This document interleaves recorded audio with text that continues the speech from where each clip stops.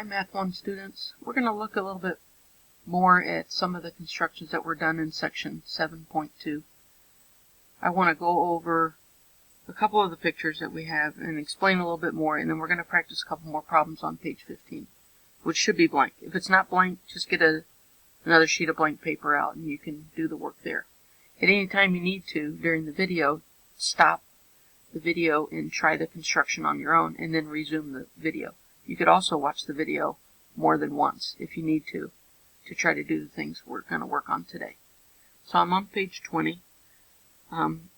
We had looked at, or you guys looked at this equilateral triangle where all three sides are equal to each other. Remember, the opening of your compass establishes the length of the side, in this case from S to T. And then when you make these marks, from T as the vertex, from S as the vertex, they're only going to intersect in one place. So these lengths that it took to get to that intersection point must be the same length. So we're going to use that idea in a minute. On 20 also, at the bottom, we constructed a parallelogram.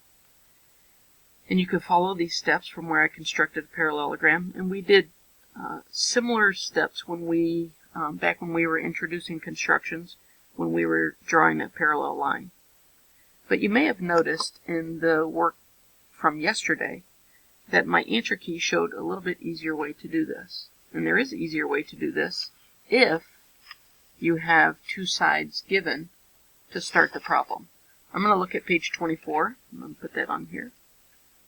So I'm going to compare these two. If you look at page 24, constructing this parallelogram, on this one we start with the side YZ and the side YX.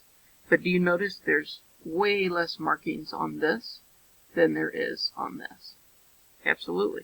This is an easier way to do this. Well, the reason it's easier is because I have a length for this longer segment XY.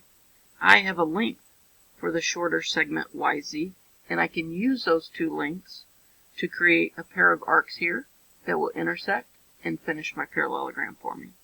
So I'd like for you to watch how we look at number 5, and I'm going to start with measuring the length YZ. And you remember I usually put a mark there so I know that my opening is in the right place. And I'm going to use that same opening at point X, and I'm going to put an arc there for the length to match this length here.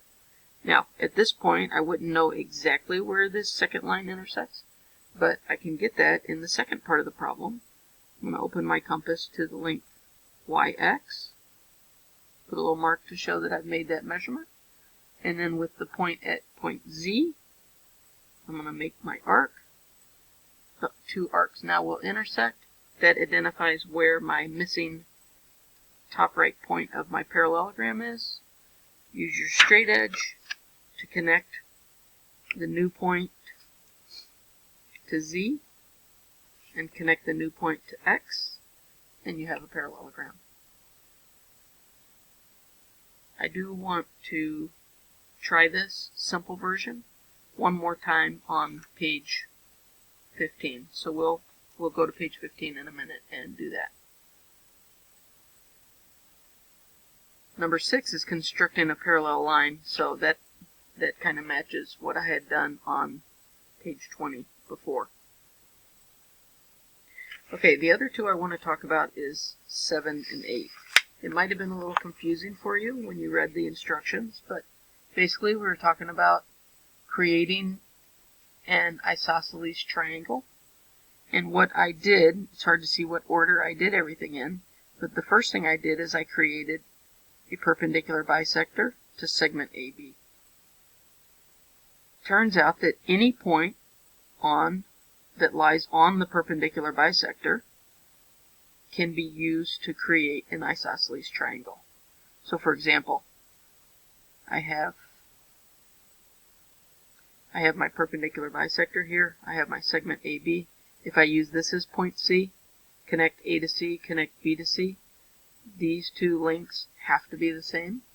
And you could confirm that they are the same as well. that length is the same as that length. That makes an isosceles triangle on the bottom. You could pick as many points on this perpendicular bisector as you wanted to. Any point that you pick is going to be equidistant to point A and to point B. So we're going to do that again on page 15. Number 8, I want to explain this one. We want to make a right triangle using segment AB as our starting point. So if I make a perpendicular bisector through point A, it wouldn't be a bisector, a perpendicular line through point A, then I have a right angle. I can pick any point C along this perpendicular bisector, create a triangle with that point C, say example for this one, where this shaded, and this has to be a right triangle because it includes that right angle. This bigger triangle is a right triangle because it includes that right angle.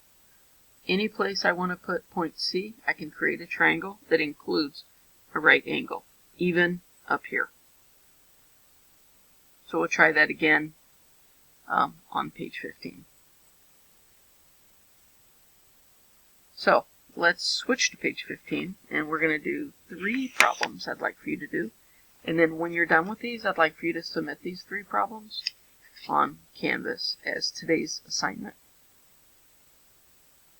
So the first thing we're going to do is a parallelogram.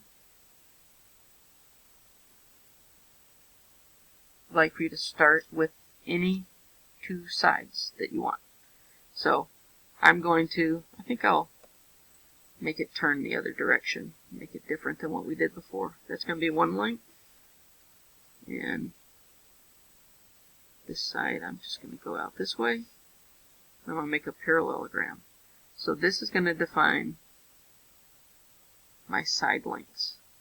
So if you want, we can label it A, B, C. We're going to find point D out here. So I need a segment, same length as AB, to come up from C. So what I'm going to do is I'm going to measure A to B with my compass. Put a little mark that shows I measured it, and then using the same opening, I'm going to put my point at C, and I'm going to make an arc. Make it big enough so it can intersect my second arc I'm going to draw. I just don't know exactly where it's going to intersect right now. I want it to be big enough. I can kind of predict that it's going to be in this general area. Now for a segment the length BC, I'll open this a little wider. Put a mark that shows I measured this. I'm going to move my tip to point A. Put a mark there. The intersection, I'm going to go ahead and put a dot there, is going to be my final point D. And now I'm going to connect D to C. I'm going to connect D to A.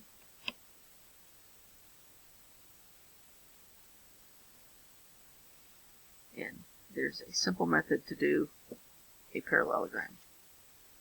That would also work for a rhombus if you know 2 lengths. Actually, if you know 1 length, because a rhombus has all 4 sides equal. Alright, second problem we're going to do. We're going to create isosceles triangles. In this case, we're going to start with a base of the isosceles triangle. You can make it any size that you want. Just make some base for our isosceles triangle. I'm going to label it AB. And to make an isosceles triangle, basically I need the 2 side lengths to be exactly the same. They don't have to be the same as this base AB, but the 2 side lengths need to be exactly the same. If we come back to page 24, basically, well actually, I'm going to try this a different way. Let's start this. Let's decide how big we want our side lengths to be. Instead of doing a perpendicular bisector, which we could do, I'm just going to pick some side lengths. So, any opening you want, it's got to be at least halfway between A and B, so a little bit bigger than that. I'm going to put a mark here, put a mark there, Actually, if I went all the way around, this would be a method to get the perpendicular bisector, but I'm not going to do that method right now. I'm going to make it a little smaller. I'm going to do the marks again.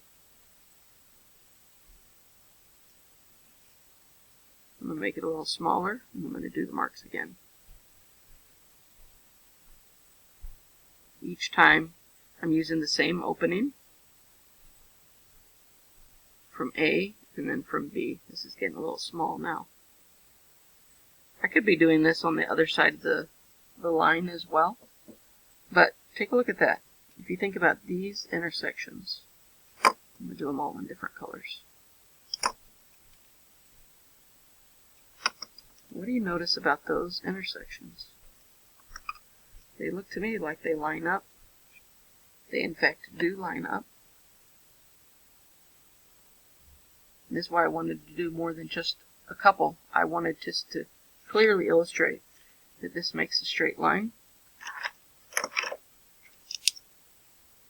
I'm just going to draw this line lightly. Try to. Too light. Okay, that's a straight line. And all of these measurements that I did, one from the point B, one from point A, that indicates that those individual segments are going to be congruent. So I'm going to draw those segments. So on this smallest one that I did, connect that point to A and B. Those two sides are congruent. Makes an isosceles triangle. The next one I had, this point, connect to A, connect to B.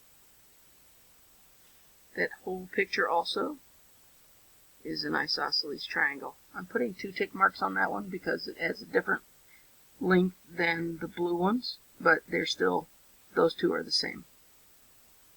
So this point, I'm going to call that C. C is equidistant to points A and B. This creates an isosceles triangle.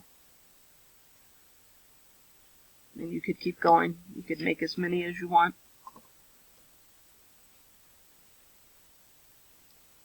So, what does that tell us?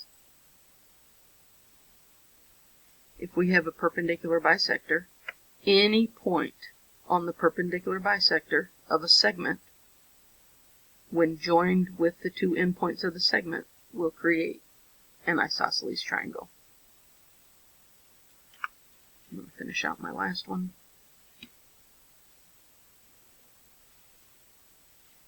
If you think about the method we used originally to create a perpendicular bisector, it was very similar to this method that we used here, except if you remember what we did, we measured it top and bottom,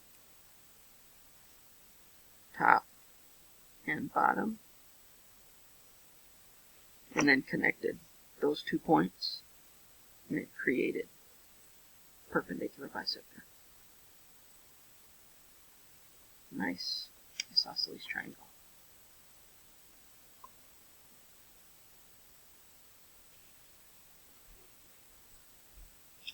Okay, one more. We're going to take, we need a right triangle. We're going to take a segment, any segment really, and create a perpendicular line. We can just create a perpendicular bisector. This is a little bit different than what we did on page 24, but it'll work. I'm going to create a perpendicular bisector. I almost ran out of space there. I really just want a perpendicular line. I don't care if it bisects or not. There's a perpendicular line. So now, if I want to make a triangle with this, I can pick any point, create a triangle. I don't even need my compass here, and that is a right triangle.